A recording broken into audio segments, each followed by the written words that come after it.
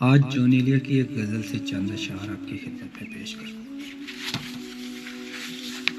کہتے ہیں کہ شوق کا رنگ بجھ گیا، یاد کے زخم بھر گئے۔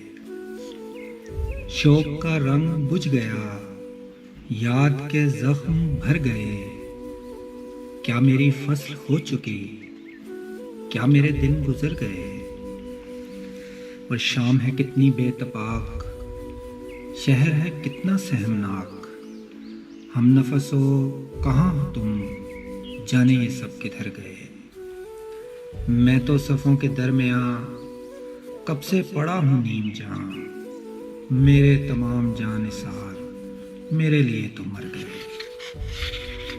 میرے تمام جاں نثار میرے لیے تو مر گئے۔ آج کی شام ہے عجیب، کوئی نہیں میرے قریب۔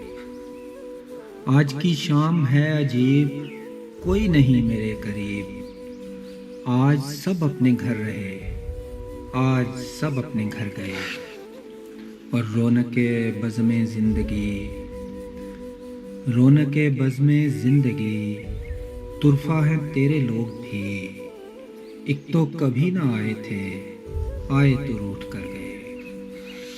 آپ میں جونیلیا سوچئے اب دھرا ہے کیا، آپ بھی اب سدھاریے، آپ کے چارہ گر گئے۔